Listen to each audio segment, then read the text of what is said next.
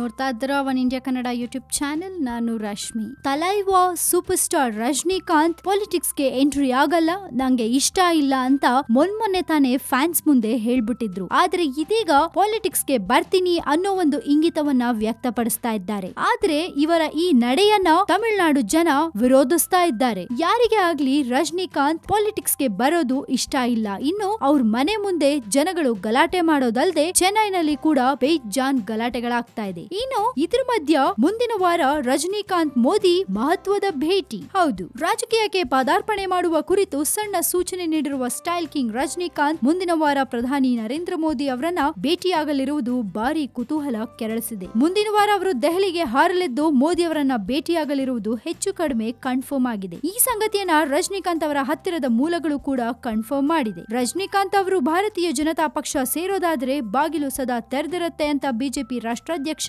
ಅಮಿತ್ ಶಾ ಅವರು ಹೇಳಿದ್ದಾರೆ. ಅವರು ಬಿಜೆಪಿ ಸೇರ್ತಾರೋ ಬಿಡ್ತಾರೋ ಅದು ಸೆಕೆಂಡ್ರಿ, ಮೊದಲು ಅವರು ರಾಜಕೀಯಕ್ಕೆ ಧುಮುಕ್ಬೇಕು ಅಂತ ಒಂದು ಮಾತು ಕೇಳಿ ಬಂದಿದೆ. ಜಯಲಲಿತಾ ಅವರ ಸಾವಿನ ನಂತರ ತಮಿಳುನಾಡು ರಾಜಕೀಯ ಅಲ್ಲೋಲ ಕಲ್ಲೋಲವಾಗಿತ್ತು. ಬಿಜೆಪಿ ತನ್ನ ಅಸ್ತಿತ್ವವನ್ನ ಕಂಡುಕೊಳ್ಳಲು ಪ್ರಯತ್ನ ನಡೆಸ್ತಾನೆ ಇತ್ತು. ಆದ್ರೆ ತಮಿಳುನಾಡಿನಲ್ಲಿ ಬಿಜೆಪಿಗೆ ಯಾವುದೇ ಮುಖ ಇಲ್ಲದೆ ಇರೋದು ಭಾರಿ ಕೊರತೆಯಾಗಿದೆ. ಆ ಕೊರತೆಯನ್ನ ರಜನಿ ತುಂಬಬಹುದು ಅನ್ನೋದು ಒಂದು ಬಿಜೆಪಿಯ ಆಶಯ. ರಜನಿಕಾಂತ್ ಅವರು ರಾಜಕೀಯ ಸೇರೋದು ಜೋಕ್ ಅಂತ ಅಪಹಾಸ್ಯ ಮಾಡಿರುವ ಸುಬ್ರಹ್ಮಣ್ಯನ್ ಸ್ವಾಮಿ ಅವರನ್ನ ಹೊರತುಪಡಿಸಿದ್ರೆ ತಮಿಳುನಾಡಿನ ಬಹುತೇಕ ರಾಜಕಾರಣಿಗಳು ರಜನಿ ರಾಜಕೀಯಕ್ಕೆ ಬರೋದನ್ನ ಕಾತ್ರದಿಂದ ಎದುರು ನೋಡ್ತಾ ಇದ್ದಾರೆ. ಅಲ್ಲದೆ ದೈವೇಚ್ಛೆ ಇದ್ರೆ ರಾಜಕೀಯಕ್ಕೆ ಧುಮುಕ್ತೀನಿ ಅಂತ ರಜನಿಕಾಂತ್ ಹೇಳಿರುವ ಹಿನ್ನೆಲೆಯಲ್ಲಿ ಭಾರತೀಯ ಜನತಾ ಪಕ್ಷ ಕುಲಾವಿ ಕಟ್ಟಲು ಆರಂಭಿಸಿದೆ. ಮುಂದಿನ ರಾಜಕೀಯ ಸನ್ನಿವೇಶಗಳನ್ನ ಗಮನದಲ್ಲಿಟ್ಟುಕೊಂಡು ಯಾವ ಪಕ್ಷದೊಡನೆ ಹೊಂದಾಣಿಕೆ ಮಾಡ್ಕೊಂಡ್ರೆ ಉತ್ತಮ ಅನ್ನೋ ಲೆಕ್ಕಾಚಾರದಲ್ಲಿ ಮುಳುಗಿದೆ. ಆದ್ರೆ ರಾಷ್ಟ್ರಪತಿ ಚುನಾವಣೆ ನಡೆಯೋದಕ್ಕೆ ಮೊದಲೇ ಬಿಜೆಪಿ ಆಗ್ಲಿ ರಜನಿಕಾಂತ್ ಆಗ್ಲಿ ಯಾವುದೇ ಘೋಷಣೆಗಳನ್ನ ಮಾಡುವ ಸಾಧ್ಯತೆ ತೀರಾ ಕಡಿಮೆ. ಇದು ಕೇವಲ ಸೌಹಾರ್ದಯುತ ಭೇಟಿಯಾಗುವ ಸಾಧ್ಯತೆ ಇದೆ.